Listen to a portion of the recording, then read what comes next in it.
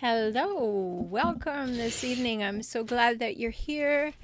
And wow, what a big topic we have tonight. We're going to talk about parental alienation. And we don't have to talk about it in terms of exactly how the courts talk about it, although we will talk about that part. But there is a whole other aspect of it, which is just how it feels and what may not be available as court documented evidence. It still feels that way and what you can do about it. So, hi, Anne. Nice to see you here. Love to have everybody say hello so I know that you're here. It always is nice to know I'm talking to real humans. And welcome back, Anne. It's nice to see you here. I'm speaking to you from not so sunny San Diego today. It's kind of what we call June gloom here, but it lasted all day, which is really unusual for us. Usually it burns off and we have a beautiful sunny afternoon and evening, but it didn't do that today. So things are a little bit different. 110 degrees in Arizona. You can keep that one, girl. I'm not interested in that one. Come on over here and get some cool. I know a lot of people come over from Phoenix every now and again just for respite care over here on the coast, and it's a good idea. It's a great place to come. So tonight, as I said, we're going to talk about parental alienation. You may have read the ad. If you're on my Facebook page, I always post what's upcoming tonight. My Facebook page is called Relationship Help Doctor. So if you go and like the page, you'll always see the graphic for the upcoming topic. And you'll also see my podcast graphics there too, so you can stay in touch. Or if you wisely become a member of my optimized circles, all that is also there for you and gives you the inside track so that we can stay in touch. And also, of course, there are my discussion forums there, safely off social media on my website. And if you're interested in that, there are 3 levels of membership, as I've said to you before, and you'll find that at optimizecircles.com. So please say hello, jump in, let me know you're here. And yes, of course, it's all right to lurk if you just want to stay quietly. But if you haven't been with me before, I'd love to hear from you. If you have, I'd love to hear from you, because it's my task, it's my mission, it's my decision to do these programs every Monday night to give you insights, to give you help, to give you support, to give you ideas, to give you strategies and skills that will help you deal with the difficult people in life. And heaven knows there are more and more of them, so it's very, very important to know what to do and how to proceed. Because when your emotions are high, when you're tired, you're maybe exhausted by dealing with what I call a hijackal, a relentlessly difficult person, and your resources are low, you've run out of energy, it's really difficult sometimes to muster up all that you need to learn. So I do that work for you. If you're new here, be sure to go back and have a look at all that's here for you at the YouTube channel, because there is a lot. There are my podcasts because I put them up there so they're easy for you to find, but there are so many videos on different topics, and they're there for you as well. So, parental alienation. We want to see it early, and we want to take steps that we can, that are within our power to change things and to help our children. Because our focus has to be the children. Yes, we're upset. Yes, it's unfair. Yes, all those things are true. However, it has to be about the children.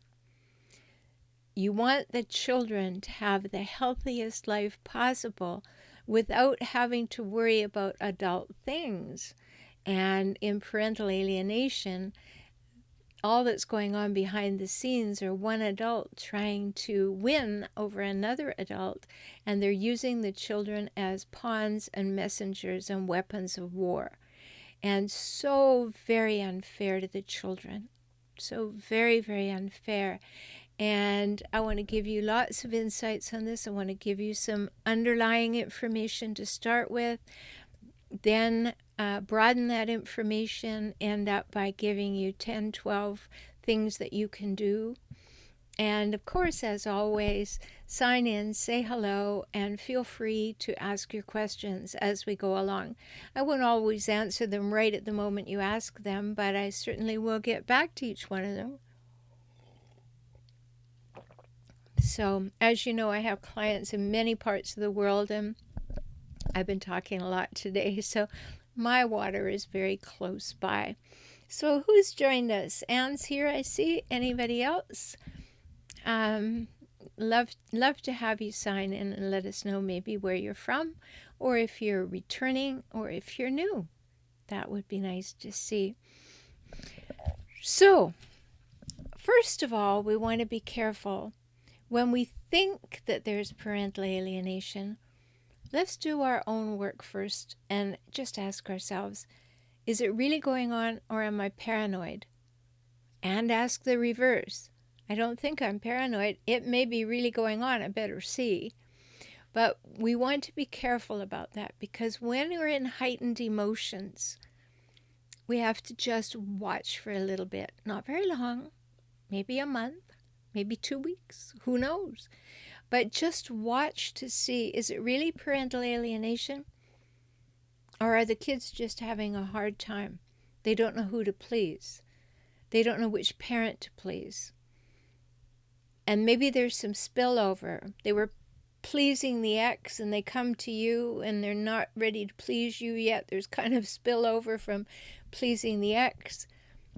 Let's be a little easy on our kids, because that's very, very important. I mean, we all know not to badmouth the other parent ever, ever, ever. But that doesn't mean that if a child said, do you find this true to be true about mom or dad, that you can say, well, yes, in my experience it's true. That's not bad-mouthing, that's factual. But don't take it on yourself to make snide comments, or even, those sounds people make, or roll your eyes or whatever. Just don't do it. Be above that. Very, very important. And so in the beginning, it's important to notice what's up. And what will you see? Well, you'll certainly see some changes in the behavior and the language of your child. Maybe their words are different. Maybe their general language is different. Maybe their behaviors are different. Maybe they're asking different kinds of questions. Maybe they're reporting different facts from when they've been out with their other parent. Maybe they see things differently. They begin to consistently see you differently, or have changed their story about things that have happened. And the story is slightly changing all the time, and you can see that it's being skewed in the wrong direction and is no longer factual. Or maybe they're expressing their feelings in a different way. All of these things are important. You have to be on high alert with your children. Of course you are anyway, because you care about your children. And the difference between a hijackal parent and a non-hijackal parent is the hijackal parent needs the child's successes and talents and accomplishments to make them look good. But what they also need is that they only validate those things. The hijackal parent only validates the things in the child that make the hijackal parent look good. You need to be a healthy parent who is validating the child for who they are, what they think, what they feel, what they need, what they want. And that's very important, because a hijackal parent will not do that for the child. The hijackal parent is not that interested in their kids. They're interested in what the kids represent, which is, you don't have them, I have them. So it represents winning to them. But it's a big deal, a really big deal to notice these things. And other things that you will notice is maybe there will be some school-based differences when parental alienation seems to have crept in. There may be more anger, and the anger may come out at school, it may come out at home. There may be school-based problems, academic problems, social problems at school that will begin to show up. And that would be very, very indicative of something that you need to get curious about. And that doesn't mean that you begin to interrogate, but it begins to get curious about. Maybe you go to the school and you say, what kind of changes have you noticed in my child? What do you think brought it about? When did it start? Do you have any indication? Hi, Anna. Glad you're here. And then ask yourself, is the child eating differently, sleeping differently, behaving differently, isolating differently? Do they prefer to spend time in their room more and more? What are they actually up to? And then certainly watch for signs of depression. Because what could be harder on a child of any age than to have to choose between their parents? I mean, that's just disheartening to even say those words, that a child has to choose between their parents. So the alienating parent is making a huge effort to be the one the child likes best. And in that effort, there will be bribery, there will be money spent, there will be lavishness, there will be the other side, which will be bad-mouthing and dismissiveness and discounting.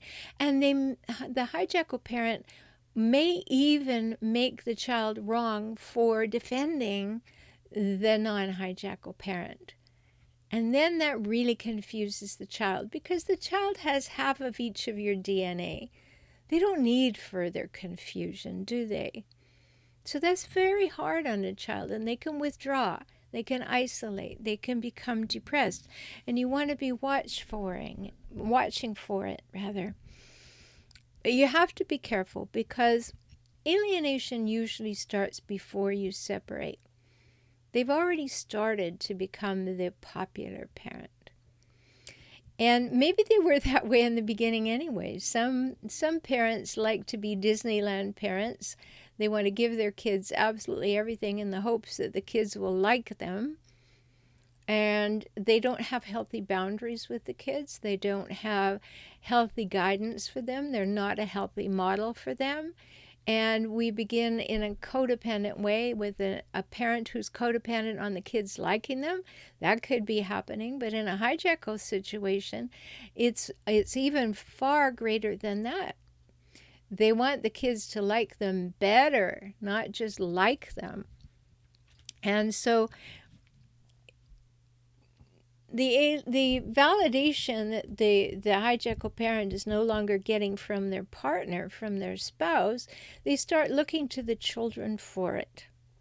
It's sad, not great, not good, not healthy, but it happens. Now, big caveat. You don't like being blamed, right? If you've been with a hijackal, somehow everything magically became your fault. You got blamed for everything. Anybody have that experience? You just got blamed for everything. But you don't want to be the blamer. You don't want to be the one who keeps doing that. You don't do things to other people that you don't want done to yourself, right? Let's always be mindful of that. If we didn't like being blamed, let's not be blamers. So we don't want to engage in that whole thing and get our knickers in a twist blaming somebody else.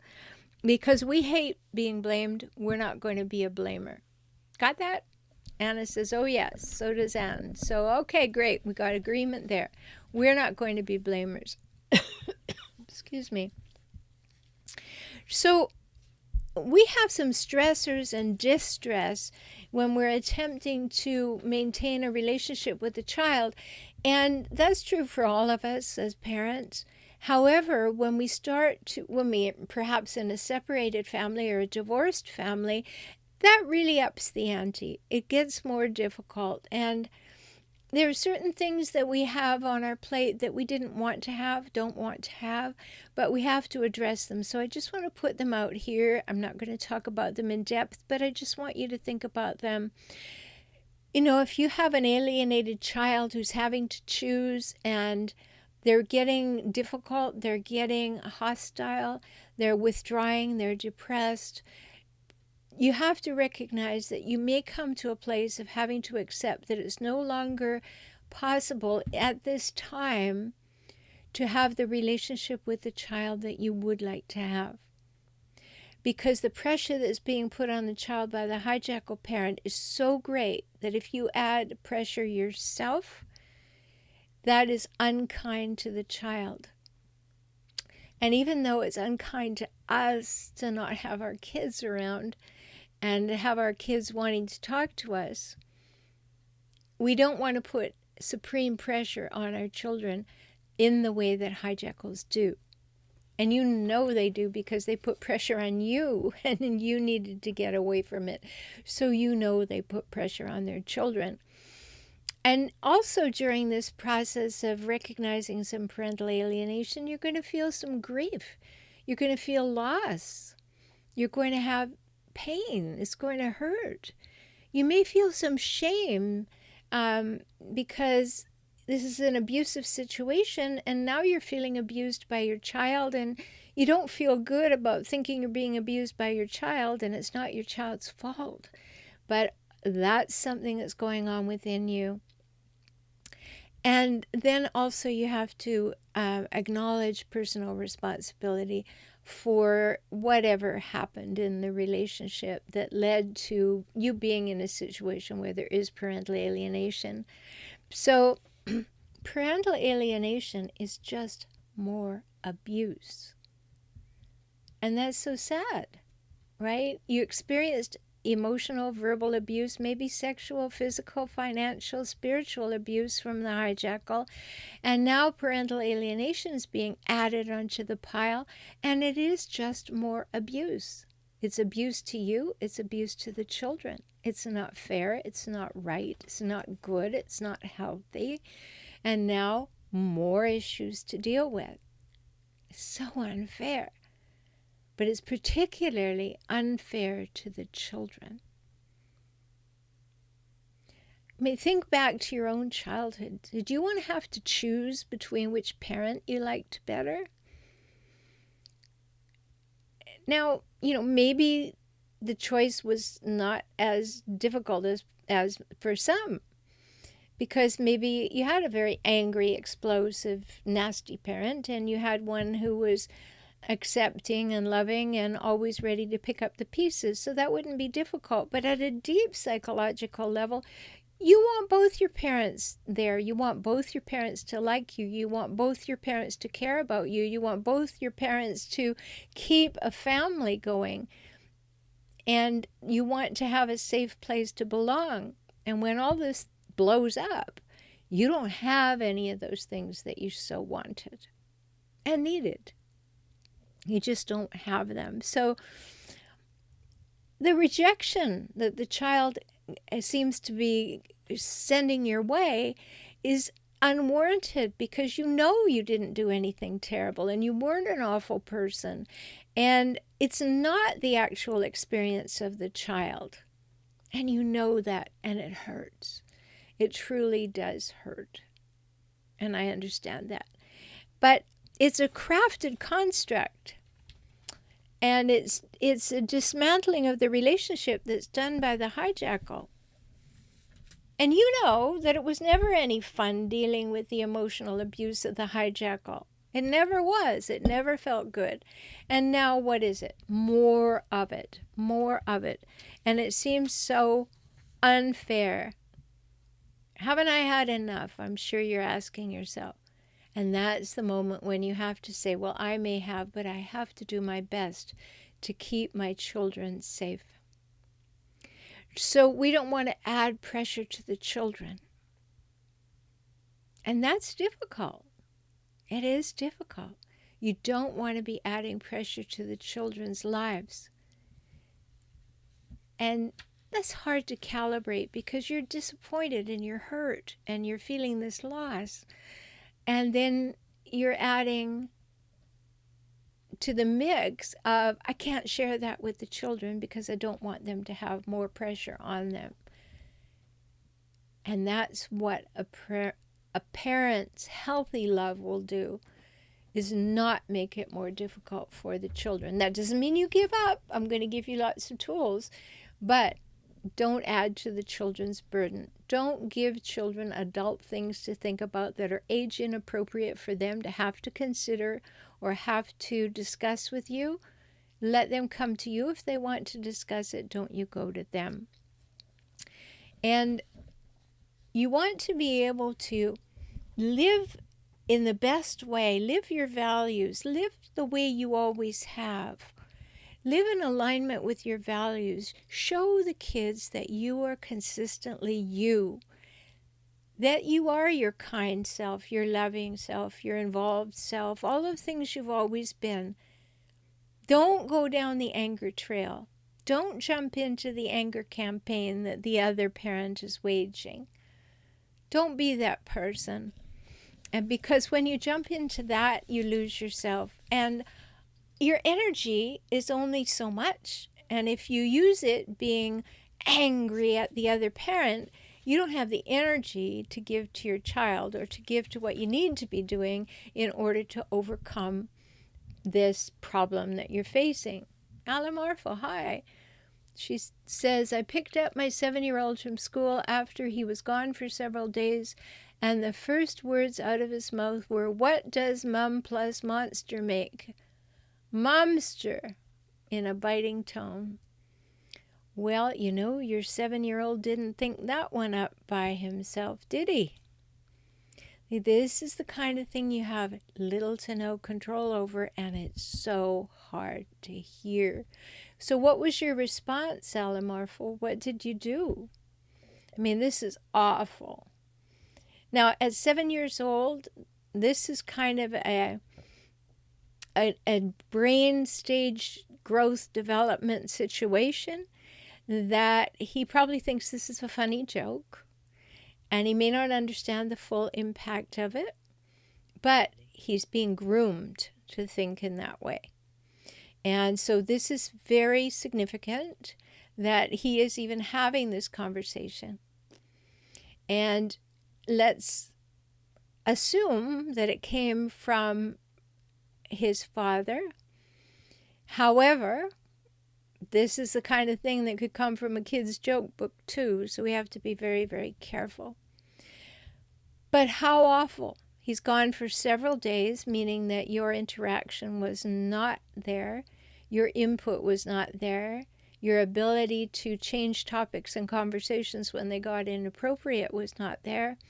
And so the first things that he says to you are, what does mum plus monster make? A mumster. Well, that may just be cute. You said, ouch, that hurt to hear. Did you learn this somewhere? It may seem kind of funny, but it actually hurts a bit. Perfect answer. Perfect answer. Because you just spoke about how it landed on you. And you didn't make the child wrong, which is great. And you allowed for the possibility that it was just supposed to be funny. But as you said, he said it in a biting tone. So he was prompted in all likelihood, and that's very sad. I'm sorry that that happened to you. And one of the things that this highlights, and I want to really put it out here, and it's really worth thinking about, is that when there's parental alienation, you feel powerless to parent and powerless to protect your child. Powerless to parent and powerless to protect your child. And what is a parent all about? Being able to protect their child. A healthy parent is. And then when there's parental alienation, you feel powerless to protect your child from this. And if you're in a separated or divorced situation, you are powerless in a sense because you're not there all the time. Yes, Anne said that's exactly how it feels. It is. Because you can't be the parent that you want to be. Because someone else is dirtying the water. And you can't make it clean again. But you can keep the water at your house clean. You can keep the water where you live and where the children and you share time. You can keep that clean. You can't do anything about the other house. You know, one of the things that we'll talk about another day is the difference between co-parenting and parallel parenting. And that's one of the key differences, is that maybe we're not going to be co-parenting with a hijackal even though we want to. We may end up parallel parenting, especially if there's parental alienation. And parallel parenting means what happens at their house is the way it goes, and what happens at my house is the way it goes, and never the twain shall meet. It would be nice if they did, but they usually don't. So there's a big difference between a child who justifiably rejects a parent because the parent has been, maybe unavailable, neglectful, abusive, harsh, punishing, difficult. That's healthy. The child may reject that parent. It takes a lot for a child to reject a parent. In fact, many people grow up refusing to reject a parent, especially a hijackal parent, because they needed that parent. And it stayed that way. But there's a big difference between a child who justifiably rejects a parent and one who has been actively alienated, who has been told that there are good reasons and stories made up about the other parent, and slants and perceptions and perspectives changed in an attempt to win over the child. Sad. Definitely sad. But a study in 2010 on parental alienation says that it only really seems to occur in 11 to 15% of divorces. That's good. What's bad is it's on the rise. And why is it on the rise? Well, hijackals are on the rise. The number of hijackals are on the rise.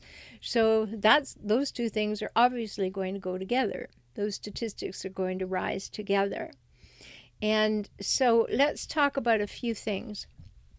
First of all, just for court purposes, there are 3 things. If you can prove parental alienation, and that's a big topic and it's hard to prove.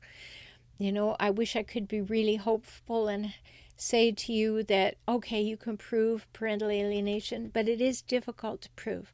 But if you do prove it, and you can with great documentation, good witnesses, and over a long period of time, if it can be proven, then there are 3 things that will happen. The alienating parent can be held in contempt for what they have done to destroy the relationship. There can be a custody modification, and that often wins the day. And then after that, there can be reunification therapy. Several times clients have come to me and asked me to handle the reunification therapy that they've already won after a long period of time of seeing their child infrequently or only through supervised visits.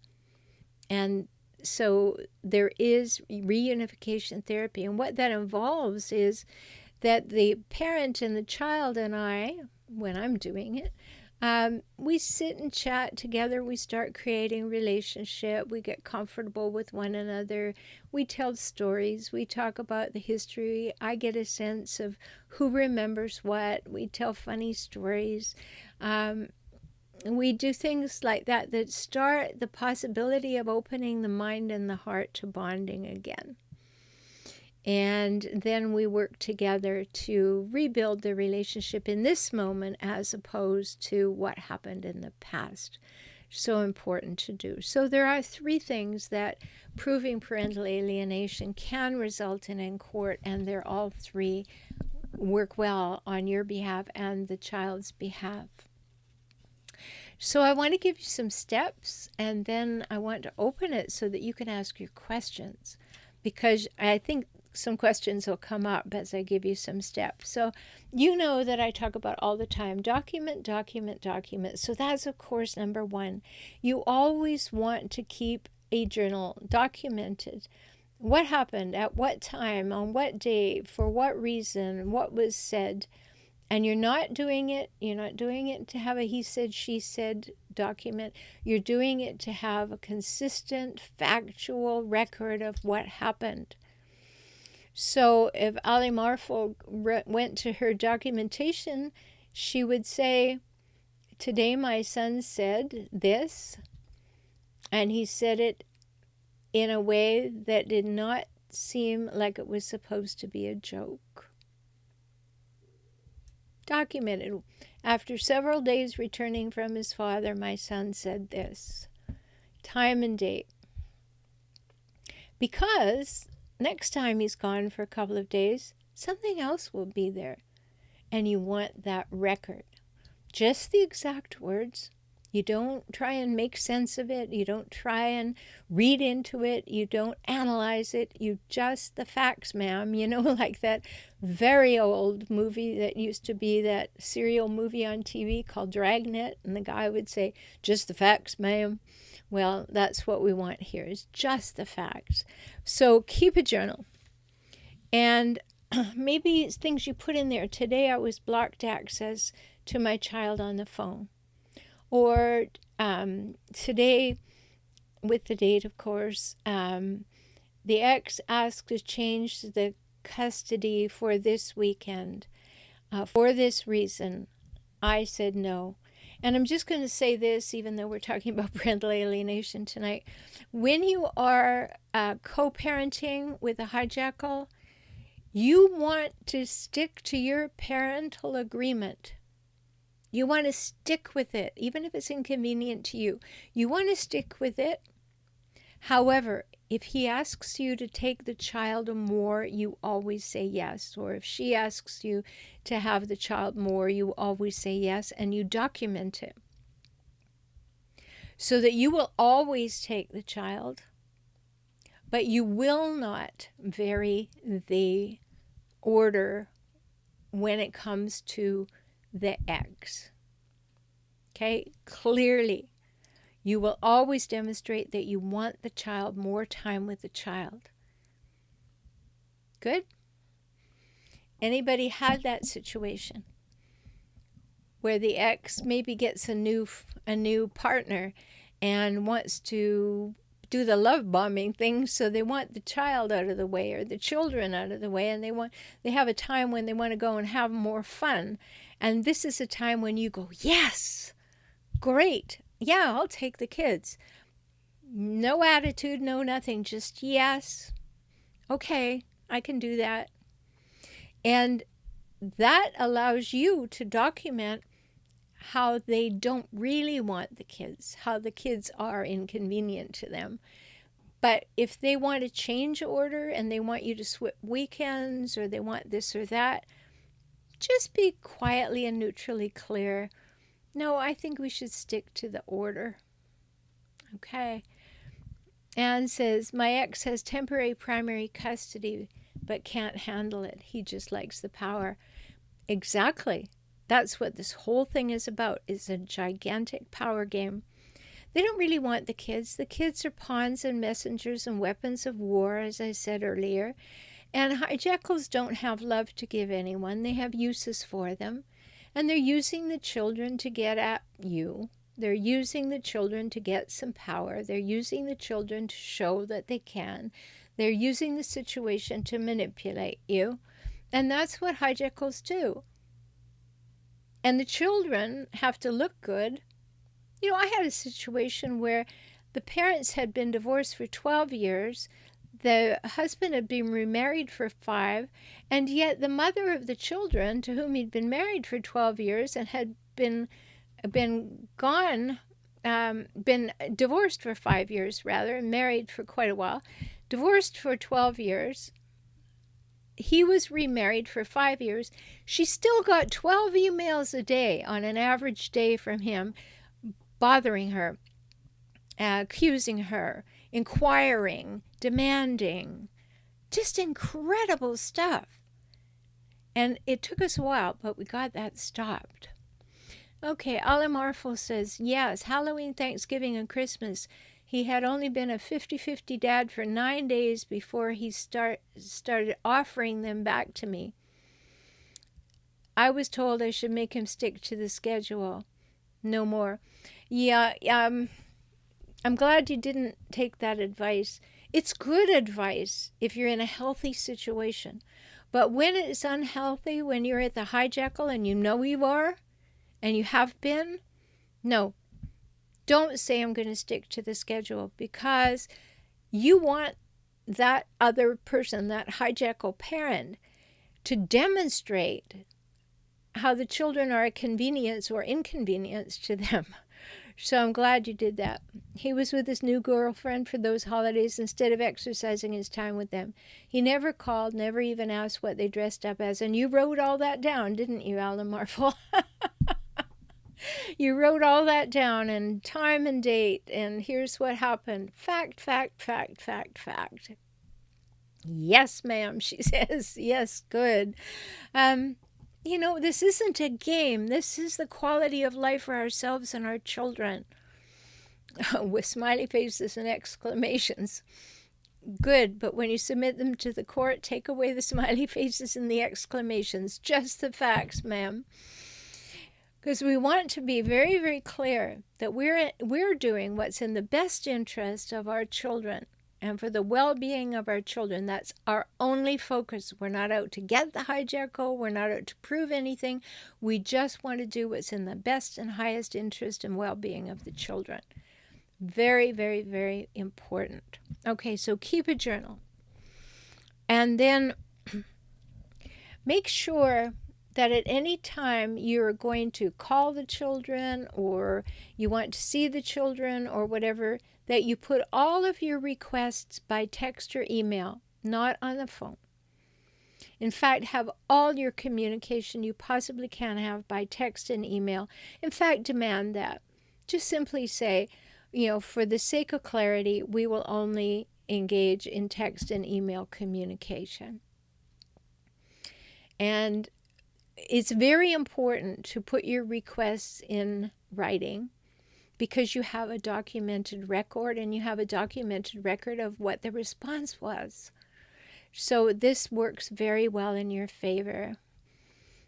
Alan Marvel said, when I made him stick to the schedule, he turned it around and said, if you don't want them, I'll take them. Yeah, right. Did he put that in writing? It was his time. Yes, Talking Parents is even better. Our Family Wizard, absolutely use something like that where there are lots of safeguards. And yes, he did. Okay, great. So it's important to know that you need to put everything in writing, and you want your ex to put everything in writing too. The thing with hijackals is, by the way, that when they're on a little power trip and they're trying to exercise their manipulation, they can get quite lofty, and they begin to think that they can do or say anything at all, and they will do it in the text and the email. And that's kind of like, oh, thanks for that. That's good. That's a good thing. So do that. Number 3, get yourself some help. Get yourself some support. Get yourself some interaction with a professional like myself. I have clients all over the world. You want to work with me? Go to beaclient.com, and you can see right then and there how you can do that. Get help, because if you don't understand this and you're just going to the internet and picking pieces up, that's a good start, but it's unique to you. It's unique to how the relationship started, what's gone on in your life, what has transpired during the relationship, what's happening after. And you need to work with an experienced person with good credentials that can help you walk through this. It's not just someone to talk to. It's someone to help you, guide you through the decisions that you need to make. Now, number 4, I know it's hard, but be persistent. Hang in there. Keep going. Keep loving the children. Keep letting the children know they're loved. It's difficult, but you can't give up. You have to just keep doing what you know is right. I know I've had clients who've written little notes to their children when the children were being withheld. They don't know whether the children get the notes or not. The children don't say anything. But keep doing it, because it demonstrates who you are. And your task is to show who you are and show up as that person with those values. Now, number 5, Maintain a healthy attitude that is child-focused. Yeah, you've got your friends, you've got your therapist, you may have an attorney, and you can talk to them about things, but keep it focused on the best interest and well-being of the child. Okay? Yes, it is awful. It is difficult. It is unfair. It's unjust. And in many places, it's illegal. But they're doing it. But you have to keep your eyes on what's most important, which is the children and the well-being of the children. So that's why I offer the optimizedcircles.com my memberships, because you can get support there as well as expert advice. And that makes sense. I see lots of people going into groups on Facebook. I belong to many, many of them that have to do with narcissists and sociopaths and all kinds of people who fall in the hijackal range. And there's lots of venting, and there's lots of anger, and there's lots of atta girl, and lots of support. But there aren't a lot of professionals in there. And that's why I offer optimizedcircles.com, so that you can have that safe place, and it's safely off social media, so nobody's making fake profiles and getting in there. All right, number 7, develop a plan with your therapist and your attorney to address false allegations. You need a plan. Now, your documentation is very much a part of this, for sure. But you also need to have a plan, so you know how you're going to persist. And you need to have that. And you need to have proof to counter claims that are lies. When lies start being told, make sure that you have proof of the counterclaim. I've had people who have brought friends to court, and even the relatives of the hijackal. And we have been able to say, no, that never happened. Now, of course, it's all one person's word against another, which makes it difficult. But that's why you have the documentation to demonstrate patterns. So important. Number 8, keep a record of the incidents and, like I said, the documentation, but also keep a record of contradictory statements. On such a day, the hijackals said this, but on this other day, they said the exact opposite. Because hijackals do that. Why do they do that? It's because in the moment, they'll do whatever they need to do to win. So if they have to say black is white this day to win, they will. And if they say black is red the next day to win, they will. And they'll have no compunction over it. And when you point out that it happened, they'll say, well, you don't listen very well. And I'm sure you've heard me say that before. But that's the way they operate. So make sure that you document contradictory statements. That's important. And now for yourself. When you're going through this, you can't have everything else going on in your life. As much as you'd like to, it's not going to work. You won't have the energy for it. So take very, very good care of yourself. Okay? Really good care of yourself. Have downtime. Have relaxation time. Have exercise to healthily use your energy and replenish your exercise. Sleep well. Eat well. Have people to talk to, as I said earlier. Not people to vent to, because every time you retell your story and you get your knickers in a twist and all upset with all the memories, you re-wound yourself. When my clients come in, many times I will say to them, tell me your story, and don't tell your story again unless you're about to marry somebody who needs to know. And I say that because of this re-wounding thing. It's like when you pluck one note on a harp, all the other strings resonate. They all vibrate a little bit. And when you start plucking something that really hurt you, all the other times that it ever hurt you resonates. And if you keep retelling your story, you keep reliving it.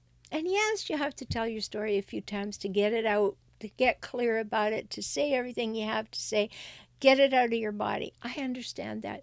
But don't build a condo and live in the past. Don't keep telling your story. Does that make sense to you? Have you ever noticed how you feel after you tell a story again and again and again and it's not a good one? Really notice that, because you're doing that to yourself, and you don't have to do that to yourself. It's just a habit, so stop it. Stop it. Sounds like anger therapy, right, with Bob Newhart. But just stop it. Stop yourself from doing that, because you matter. Don't keep retelling the story. Okay. This is self-care again. Remember the strategies that your ex used to manipulate you, and don't let them work on you now. You may need to get some help and support for that, but don't let them continue to work on you. That's what they want.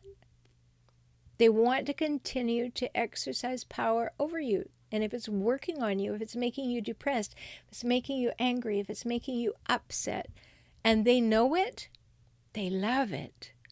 Power over you. So no, don't let that happen. And don't react or poke the hijackal. You don't want to go around poking them, hijackals. You don't want to go around poking bears. It doesn't work. It doesn't work to stand up and say, you're trying to alienate the children and I don't appreciate it. They go, got her, got him, right? Look at that. Got their knickers in a twist. I did it. Aren't I powerful? No, don't react or poke the hijackal. And you need to know your own weaknesses, because they may be used against you. And we all have them. So it's fine to accept them. And if there's something there that you want to change it. Now here's a big one.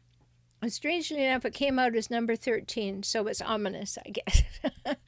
But don't compete. Okay? Don't compete with them. That's what they want. Come on. No. Don't compete. Don't join in that ridiculousness. I know you want to. I know there's a temptation to. You just want to suck it to them. But no, don't compete. Can you write that on the inside of your forehead for the next time that you're thinking about that? Just don't compete. I have a non-compete clause. Don't compete. Now, again, about yourself. Don't make your whole life about this. You have a life to live. I know you don't want to give up on your children. You're not giving up on your children. But live well. Take care of yourself, yes, as I said earlier, but also live from your values. Demonstrate that. Sozo method. Hi, haven't seen you here before. Welcome. How do you do that when it's hurting the kids? I'm not sure what I was talking about when you said do that. It's so hard. Can you tell me what you meant by that? Because I'd like to answer that. And I will. I'll watch for your response. You don't want to give the hijackal any energy, and you don't want to give them any power. Very important. So you've got to lean back. You've got to lean back a little. You've got to come to a neutral place. You don't want them to like you, and you don't want them to you don't want to give your power to them and want to beat them up either, verbally. So just stay neutral. Okay, I know what the situation I'm in is. I know what the dynamics of it are. I understand this. I don't like it. I don't like it for my children. But I'm not going to make my whole life about this. Never going to give up on my children. I'm always going to do the appropriate thing to let children know that they're loved. Take the appropriate steps. Use a good therapist and an attorney. Do all of that. But it's not your whole life. Otherwise, it will eat you up. Do you get that? Make that balance. Don't give up on your children, but don't give up on you either. You still need and deserve to have a wonderful life. And yes, it hurts your heart. I've had times when my children haven't spoken to me. I have 3 kids. Because I've been through all of this. And so it's very important that you keep your head on straight, that you keep balance in your life, that you take good care of you so that you have that balanced approach. So you're not letting anybody else tell you how your life is going to go or how you're going to use your energy. Build a life for yourself. Still be experiencing life and love and joy and peace and contentment and all, and have this going on. Does that make sense to you? Because there is no prize for being a martyr. There is no prize for, ain't it awful and he done me wrong and I can't stand this world and this is not fair. There's no prize for being Debbie or Donald Downer, right? It's not going to help you. You need to be that balanced person. You need to keep good balance. I like listening to RuPaul. And he always says, if you don't love yourself, how is anybody else going to love you? Can I get an amen for that, right? And loving yourself means that you're going to treat yourself well. If you made some mistakes, admit your mistakes and don't beat yourself up for them. Make a change, right? Don't keep telling the story of he done me wrong, ain't it awful, and the world's a terrible place. Make a change. I'm not talking about taking your feet off the ground and being unrealistic or going to some woo-woo world where it's just, it's all right. Everything happens for a reason. I'm sorry, I don't subscribe to that. But stay grounded and recognize that there are things you can change and there are things you can't change. And there are things that you can do that will be cumulative over time and add up well. And there are things that you can do that will destroy you and your health and the relationships and everything. Don't do those things. And there's a temptation because you feel so badly what's going on with the children. But you want the child to meet a parent who is centered and well and not going down that rabbit hole, right? So when the kids are with you, you don't want them to see some person who's bent out of shape and really upset and repressed anger or not repressed anger. You want them to see the best model that they can possibly see because they're not seeing that on the other side. Whoa, okay, there's a lot of energy under that. But this all makes sense to you because this is important stuff. And thank you, Anne. She says, this is a good podcast today. Thank you. I hope it's been useful. And I'd love to hear from you in the chat. If it has been useful to you today, what is important that you heard today, something that you might do differently. And while you're maybe writing that down, I just want to remind you of my podcasts. If you need to know how to handle these toxic relationships, go to my Save Your Sanity podcast, wherever you prefer to get your podcasts. Just put in Save Your Sanity podcast and you'll find it. And if you want to know more about healthy relationships with yourself and other humans and the difficult relationships and how to manage troubling relationship issues or crises, go to my other podcast, which is called Emotional Savvy. And just put Emotional Savvy in the search bar, and you'll find that too. Oh, good, Anne says something. I feel inspired to be positive. I have a meeting with my custody evaluator, and now I want to make sure I clean up my energy before I go to that meeting. Oh, I'm so happy. Good, Anne. That's great. That's a great result. Yes. Just go in there being your best self and focus on that and on the well-being and the best interests of your children.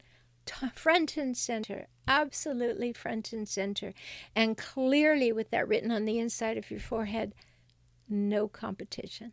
Don't compete. So important. So, many, many things to talk about. You know, parental alienation is a yucky feeling. It's horrible because it's usually built on untruths. And when someone's lying about you, you just feel so powerless, don't you? And like I said, parental alienation is the powerlessness to parent and the powerlessness to protect your children. And it's gut-wrenching. It's heartbreaking. I understand that. I really do. And I'm always here to help you. You can have an initial 1-hour full session with me for $97 so that we can get to know each other and get you some help. And you get that at beaclient.com. And some exciting news. I have changed the name of my website. You can still get there from forrelationshiphelp.com. That will always work. But I wanted to elevate it. I wanted to really take it up a notch to what I really do. So now you can also get there by going to transformrelationship.com. Transformrelationship.com. So that you will know how to transform relationship, how to change it, how to make positive changes.